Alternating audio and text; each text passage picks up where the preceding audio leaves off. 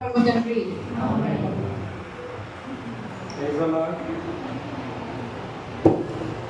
The lord. దేవునికి స్తోత్రం. మొదటగా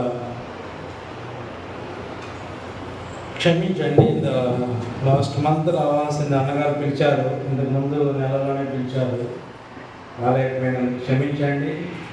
మొదటగా ఒక విషయం, నా సాక్ష్యం ఏమంటే, నేను క్రైస్తవ జీవితంలో ఒక చిన్న బిడ్డని, పసిబిడ్డని. నేను ఇప్పుడే తెలుసుకున్నా దేవుడిని. కానీ దేవుడు ఇచ్చిన ఒక భారం ద్వారా నేను నడిపింపబడుతున్నా.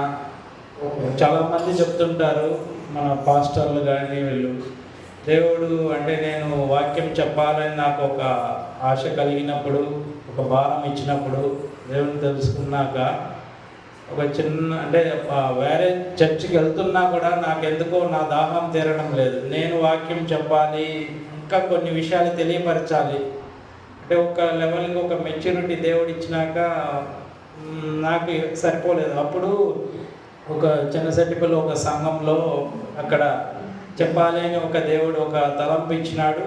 నిజంగా నేను ఆ చెప్పాలి అని తలంపు ఇచ్చినది నేను సొంతంగా వెళ్ళలేదు. దేవుడే కంప్లీట్గా వాక్యం ద్వారా మాట్లాడి ఒక కన్ఫర్మేషన్ ఆయన నాకు ఒక అధికారం ఇస్తున్నానని క్లియర్ కట్గా చెప్పినప్పుడు తర్వాతనే నేను ఈ నిర్ణయం తీసుకున్నా. ఆ నిర్ణయం తీసుకున్నాక అక్కడ మందిరంలో వాళ్ళు చెప్పడం ఏమంటే బాగా చెప్తున్నారు, అదేవిధంగా అన్న కూడా చెప్పారంట. సో ఇవన్నీ ఘనత దేవుడికి మాత్రమే. హల్లెలూయా. మనం ఆరంభించాల్సిన పని మనం చేయాలి, మిగిలింది దేవుడు చేస్తారు. సో ఇందాక చెప్పినట్టు క్రైస్తవ జీవితంలో నేను పసిబిడ్డనే, కానీ పసిబిడ్డలాగే మనం ఉండడానికి కుదరదు కదా. మనం అన్నం తినాలా, మాంసం కూడా తినాలా, అదే దేవుడు మన దగ్గర నుండి కోరుకుంటున్నాడు.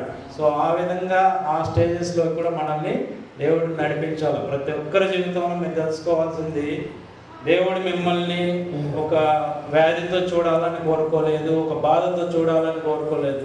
నా పిల్లలు, నా కుమార్తెలు, నా కుమారులు ఎల్లప్పుడూ సంతోషంతో ఉండాలని కోరుకుంటున్నాడు. అంతేగాని మీరు వ్యాధితో బాధపడి మీరు చర్చిలోకి రావాలి ఇలా అని ఎప్పుడు దేవుడు మన నుండి కోరుకోలేదు. ఎందుకంటే ఆయన కుమార్తెలం మనం. హల్లెలూయా. సో మొదటగా చిన్న సాక్ష్యాన్ని కూడా పంచుకుంటా, టైం లేదు. నేను ఒక ఎథిస్ట్ లాగా ఉన్నా, దేవుణ్ణి నమ్మకుండా ఉన్నా. మా భార్య ఏమో మేము క్రైస్తవులు, వాళ్ళు కూడా క్రైస్తవ జీవితంలో దేవుడి కృపను బట్టి ఎదుగుతున్న కుటుంబం చాలా రోజుల నుండి.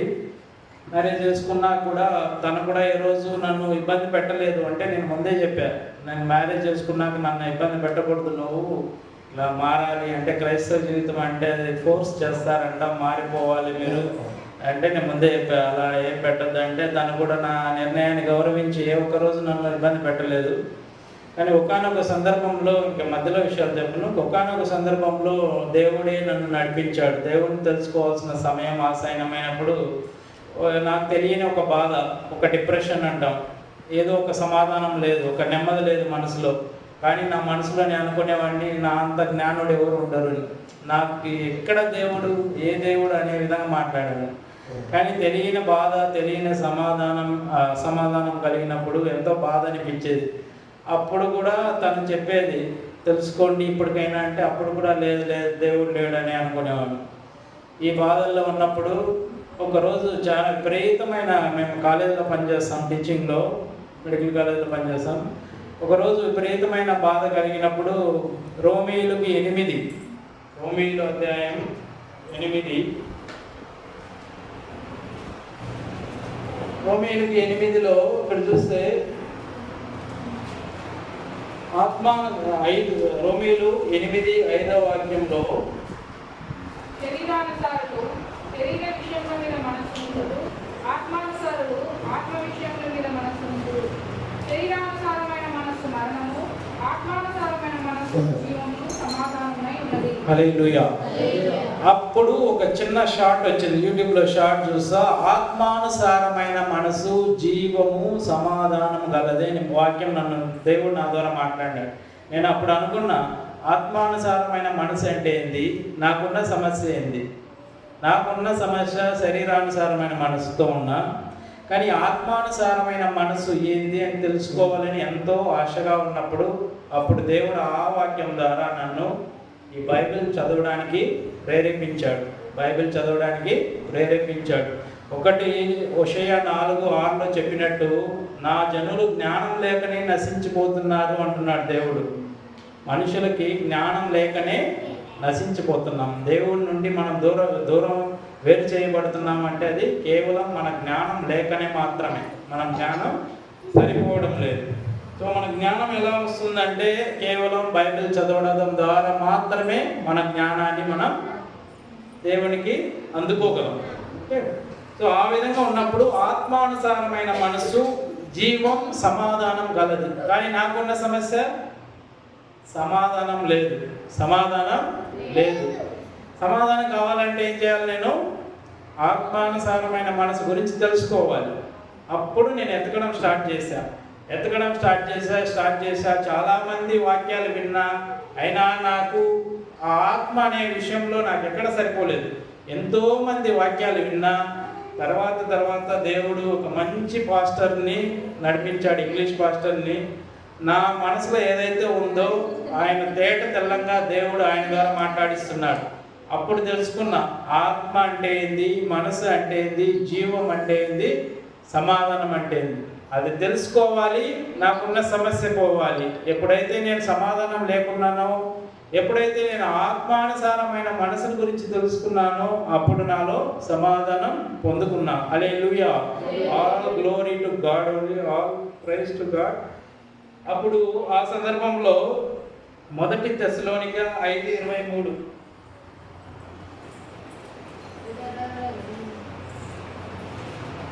సమాధానకర్తయగు దేవుడే మిమ్మల్ని సంపూర్ణముగా పరిశుద్ధపరచునుగాక. మీ ఆత్మయు జీవమును శరీరమును మన ప్రభువైన యేసుక్రీస్తు రాకడయందు నిందారహితముగాను సంపూర్ణముగాను ఉండునట్లు కాపాడబడునుగాక. హల్లెలూయా. ఇక్కడ ఈ వాక్యంలో ఇందాక ఏం చెప్పా? ఆత్మానుసారమైన మనసు జీవము సమాధానం గలది. ఆ వాక్యం ద్వారా దేవుడు నన్ను నడిపించినాడు. అంటే మనిషిలో 3 ఉంటాయి. సో ఇక్కడ ఏమి దేవుడు వాక్యం క్లియర్గా చూడండి. మీ ఆత్మయు, మీ జీవమును, మీ శరీరమును. అంటే మనిషిలో 3: మీ ఆత్మ, మీ జీవం, మీ శరీరం. Okay, spirit, soul and body. మీ ప్రతి ఒక్కరు గుర్తించుకోవాలి, మీరు 3 వాటితో కప్పబడి ఉన్నారు. ఒకటి ఆత్మ, జీవము, శరీరం. అందరూ చెప్పాలా? మీరు శరీరం కాదు, మీరు జీవం కాదు, మీరు ఆత్మ. నేను ఆత్మ. ఆ ఆత్మకి జీవం ఉంది. ఈ జీవం శరీరంలో ఉంది. నేను ఆత్మకి శరీరం ఉంది, ప్రాణం, జీవం అంటే జీవం, సోల్, మనసు. ఓకే, ఇది శరీరంలో ఉంది. సో ఇప్పుడు మీరెవరు? ఆత్మ. ఓకే, ఇప్పుడు ఆత్మ గురించి కూడా నేను తెలుసుకున్నా కదా. సో ఈ ఆత్మ గురించి తెలుసుకోవాలంటే ఆత్మ అంటే మళ్ళీ దేవుని వాక్యం ఆత్మ. సో ఇప్పుడు 3 విషయాలు తెలుసుకున్నాం: ఆత్మ, జీవము, శరీరం. సో ఇప్పుడు మనం ఈరోజు టైం లేదు కాబట్టి ఓన్లీ ఆత్మ గురించి చూద్దాం. సో ఇక్కడ 2 విషయాలు. మామూలుగా ఈ ఆత్మ, ఈ జీవం, ఈ శరీరం మనలో మాత్రమే ఉంటుందా? అందరిలో ఉంటుందా? అందరిలోనూ ఉంటుంది. ప్రతి ఒక్క మనిషిలోనూ ఉంటుంది. దేవుడు నోటి ద్వారా ఉదగా మనిషి జీవాత్మ పొందాను. అంటే అన్ని జనులకు ఉంది, క్రైస్తవులకు ఉంది. కానీ ఇక్కడ ఒక డిఫరెన్స్.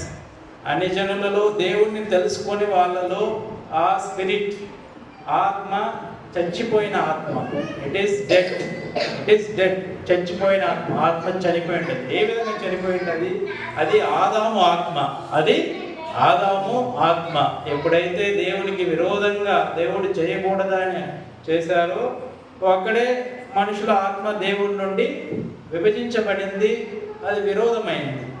సో అన్ని జనులకి ఉన్న ఆత్మ డెడ్, ఇది చనిపోయిన ఆత్మ. మన ఆత్మ చనిపోయిన ఆత్మ, జీవించుచున్న ఆత్మ. జీవించుచున్న ఆత్మ ఎప్పుడైతే మనం యేసు ప్రభువుని తెలుసుకుంటామో అప్పుడు ఆయన వచ్చి మనలో నివసిస్తాడు. ఎక్కడ నివసిస్తాడంటే నీ ఆత్మలో నివసిస్తాడు. నీ ఆత్మలో నివసిస్తాడు. ఎప్పుడైతే నీ ఆత్మలో నివసిస్తున్నాడో దేవుడు, ఒకసారి ఊహించుకోండి, మీకు ఏవైనా ఇబ్బందులు ఉంటాయా? దేవుడే నీలో నివసిస్తున్నాడు, నీలో ఉన్నాడు అని చెప్పినాడు కదా దేవుడు. నీ ఆత్మలో ఉన్నాడు. నీకు ఏ అవసరమైన కొరత ఉంటుందా? ఏదైనా ఇబ్బంది ఉంటుందా? ఉంటుంది. ఎప్పుడు ఉంటుంది? నీవు అది గుర్తించినప్పుడు ఉంటుంది. నువ్వు ఎప్పుడైతే అది గుర్తించవో, దేవుడు నాలో ఉన్నాడు, holy spirit is with in my spirit, or holy spirit is unite my spirit, నువ్వు ఎప్పుడైతే అనుకుంటావో అప్పుడు ఉండదు. కానీ ఇబ్బందులు ఇవన్నీ ఎప్పుడు ఉంటాయి? నువ్వు అనుకోనప్పుడు ఉంటుంది. ప్రతి ఒక్క దాని మీద మనకు అధికారం దేవుడు ఇచ్చినాడు. దేవుని ఆత్మ, మనం క్రీస్తు మనసును ధరించుకొని ఉన్నాం, తెలుసు కదా? క్రీస్తు మనసు మనం ధరించుకొని ఉన్నాం. సో నీకు ఈ లోకంలో ఉన్న వాటి మీద ప్రతి ఒక్క దాని మీద ఆయన నీకు అధికారం అనుగ్రహించున్నాడు. కానీ నువ్వు చేయాల్సిన విషయం ఏంది? నువ్వు దాన్ని బయటికి తీయాలి. ఈ ఆత్మ నుండి విషయాలని అధికారం ఏదైతే దేవుడు అధికారం ఇచ్చినాడో అది నీ మనసుకు కలపాలి. ఎప్పుడైతే నీ మనసు కలుపుతావో అది నీ శరీరం మీదకి వెళ్ళిపోతుంది. హల్లెలూయా. సో ఇక్కడ ఒక చిన్న వాక్యం చూద్దాం. మత్తయి సువార్త 11వ అధ్యాయం 28-30. మత్తయి సువార్త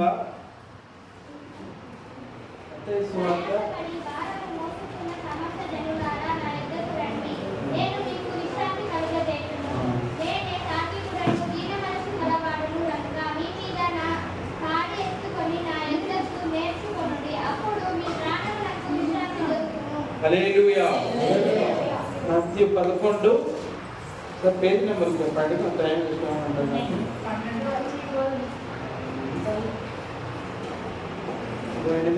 ఇక్కడ చూస్తే దేవుడు ఇంకొక విషయం చెప్పాలి. నేను ఎప్పుడైతే మనం దేవుడిని తెలుసుకున్న వాళ్ళలో కూడా ఈ 3 ఉంటాయో అని చెప్పామో, మీరు చాలా మంది చూస్తే అన్య జనులలో యేసు ప్రభుని ప్రేమించే వాళ్ళు చాలా మంది ఉన్నారు. యేసు ప్రభుని ప్రేమించే వాళ్ళు చాలా మంది ఉన్నారు. మీకు తెలుసా?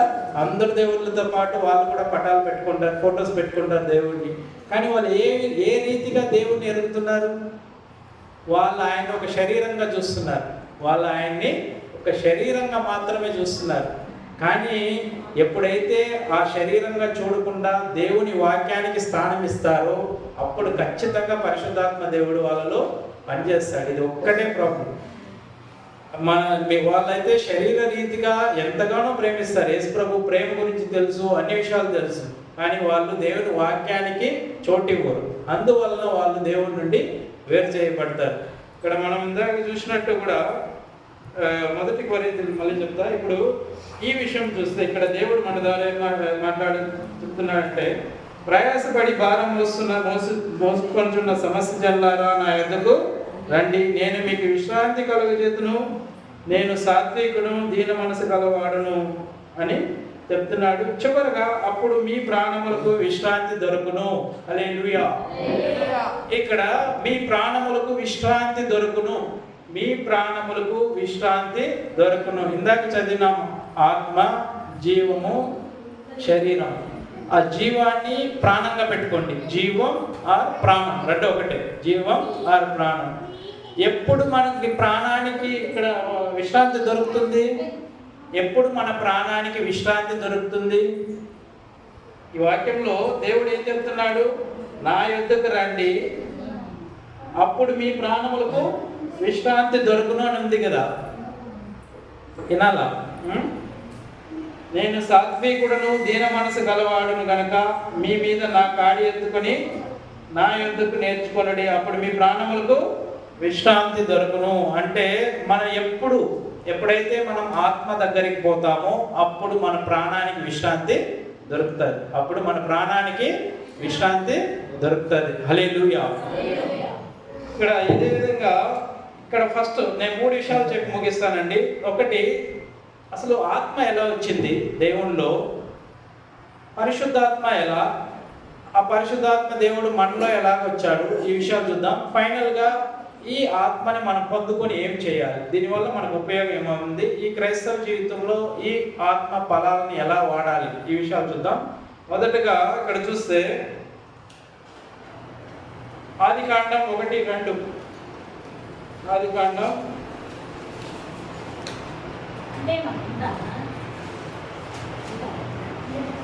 భూమి నిరాకారముగాను శూన్యముగాను ఉండెను, చీకటి అగాధ జలము పైన కమ్మి ఉండెను, దేవుని ఆత్మ జలముల పైన అల్లాడుచుండెను. హల్లెలూయా.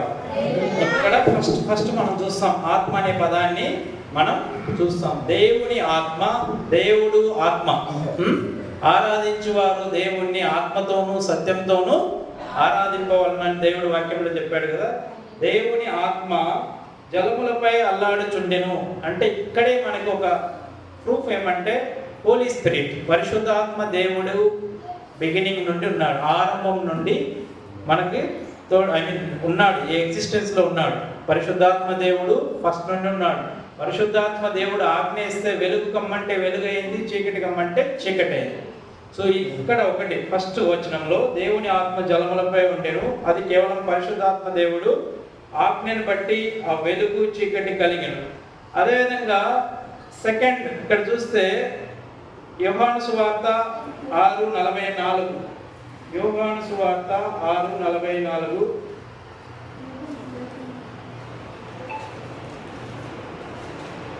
నన్ను పంపిన తండ్రి వారిని ఆకర్షించితేనే గాని ఎవరినో నా ఎదుకు రాలేడు, అన్ని దినమున నేను వారిని లేపుదును. హల్లెలూయా.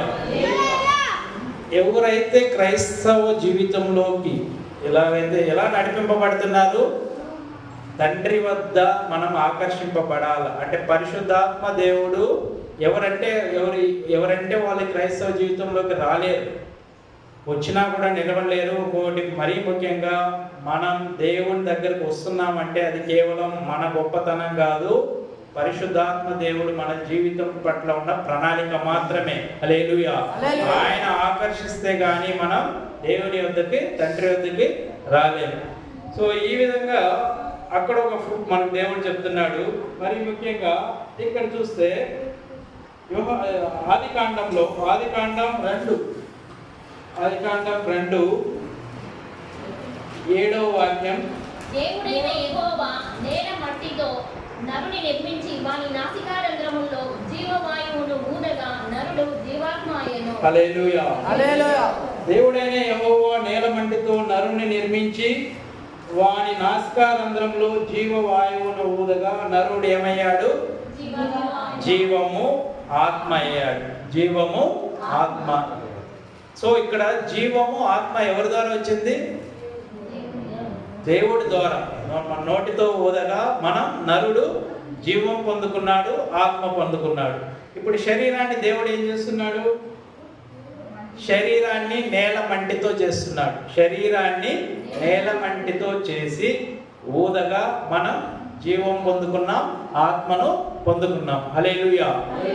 ఇప్పుడు మట్టిలో ఇక్కడ రెండు విషయాలు గమనించాలా. మట్టిలో ఏముంటాయో మన శరీరంలో కూడా అవే ఉంటాయి. మట్టిలో ఉండేవి ఏవేవి ఉంటాయి మన సైన్స్లో చెప్తుంటాం కదా, చాలా ఇవన్నీ ఉంటాయి, అందులో పోషకాలు ఉంటాయి. కరెక్టే కదా? అదేవిధంగా మీరు బ్లడ్ టెస్ట్కి పోతే బ్లడ్లో కూడా చాలా ఉంటాయని చెప్తుంటారు కదా. ఆ విధంగా శరీరంలో ఏ విధైతే పోషకాలు ఉన్నాయో అవే పోషకాలు కూడా మట్టిలో ఉన్నాయి.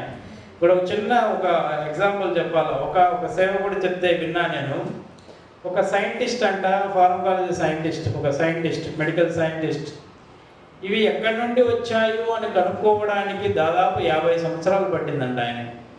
చివరికి ఆయన ఏం కనుక్కున్నాడంటే ఇవన్నీ మట్టి ద్వారా వచ్చాయంట. ఇవన్నీ మట్టి ద్వారా వచ్చాయి. అప్పుడు ఎప్పుడైతే మట్టి ద్వారా వచ్చాయని తెలుసుకున్నాడో అప్పుడు నిజంగా దేవుని విలువ తెలుసుకొని దేవునికి నడిపింపబడ్డాడు. హల్లెలూయా. ఆయన సైంటిస్ట్గా 50 ఇయర్స్ ఉండి ఏమీ తెలుసుకోకుండా, అంటే జీవానికి ఉన్న కారణాలు, పోషకాలు ఎలా వస్తాయంటే అవి మట్టి నుండి వచ్చాయని తెలుసుకునే విషయం, అది దేవుని ద్వారా ప్రేరేపింపబడి ఆయనకి సేవకుని దగ్గరికి వెళ్ళి ఆయన కూడా రక్షింపబడ్డాడు. సో ఈ విధంగా మనం ఒక చెట్టును కాల్చిన, ఒక జంతువును కాల్చినా దాంట్లో ఉన్న పోషకాలన్నీ భూమిలోకి చేరుతాయి. దాంట్లో ఉన్న పోషకాలన్నీ భూమిలోకి చేరుతాయి. ఈవెన్ మనం కూడా చనిపోతే శరీరం మట్టిలో కలిసిపోతుంది, కానీ దేవుడు మళ్ళీ మనల్ని శరీరంతో, నూతన శరీరంతో లేపబడతాం. అదొక విషయం. సో ఇక్కడ దేవుడు ఒక విషయం చెప్పాలి. నాకు ఒక చిన్న అవగాహన ఇచ్చినాడు దేవుడు. ఇక్కడ దేవుడు మనకి భూమిని ఆకాశాన్ని సృష్టించినాడు. భూమిని, ఆకాశాన్ని, సూర్యుని, నక్షత్రాలను, వీటన్నిటిని సృష్టించినాడు కదా. కానీ ఏ ఒక్క రోజు మరి ముఖ్యంగా భూమిని, ఆకాశాన్ని మనం ఎలా వాడుకుంటున్నాం?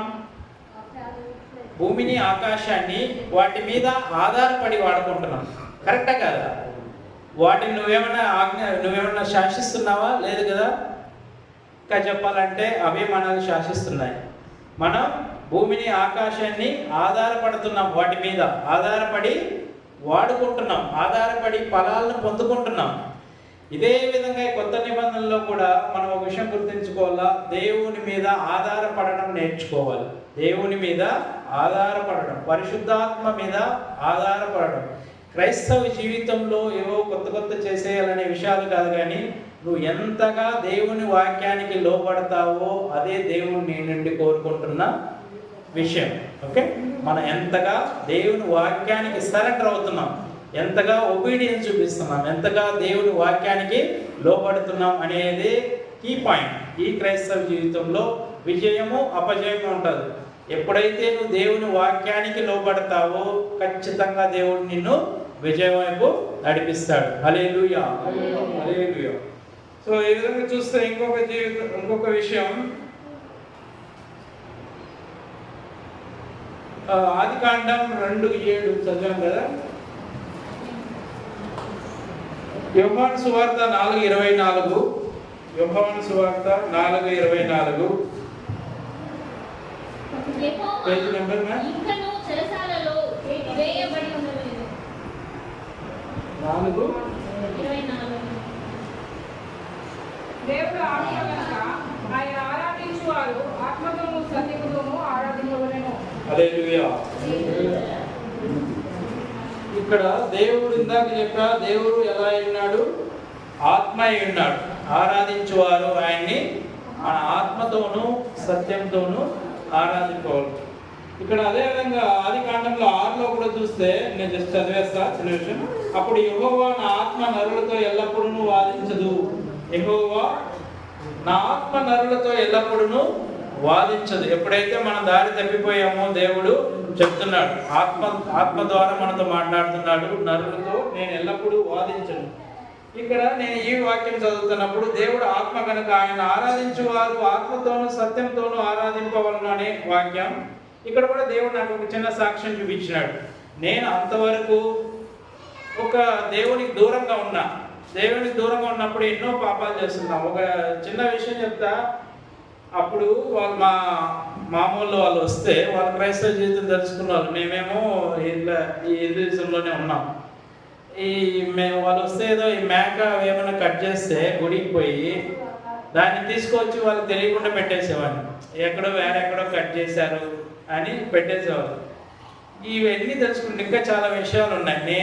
నాకున్న అర్హత, నాకున్న జ్ఞానం వ్యర్థం,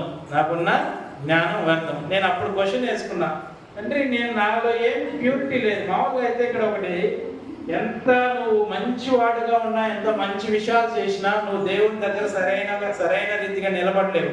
ఎప్పుడు మనం దేవుని యందలి నిర్దోషిగా నిలబడతాం? యేసుక్రీస్తు యందలి విశ్వాసం వల్ల మాత్రమే నువ్వు నీతిమంతులం. యేసుక్రీస్తు యందలి విశ్వాసం ద్వారా మాత్రమే మనం నీతిమంతులుగా తీర్చబడతాం. అదే పాత నిబంధనలో ఏదో రక్తం బలిస్తే అక్కడ వాళ్ళు ప్రయత్నిస్తారు, మళ్ళీ పాపం చేస్తారు, మళ్ళీ పాపంలో పడతారు. కానీ ఇప్పుడు మనకి అలాంటి పాపంలో పడడం ఏమీ లేదు. ఒక్కసారి విజయం. ఎప్పుడైతే యేసు ప్రభువుని ఒప్పుకున్నామో, మన నోటి ద్వారా ఆయనకు పునరుద్ధానం కలిగిందని నమ్ముతున్నామో, అప్పుడే మనం క్రైస్తవ జీవితంలో విజయం పొందుకున్నాం. హల్లెలూయా. సో అప్పుడు నేను అనుకున్నా,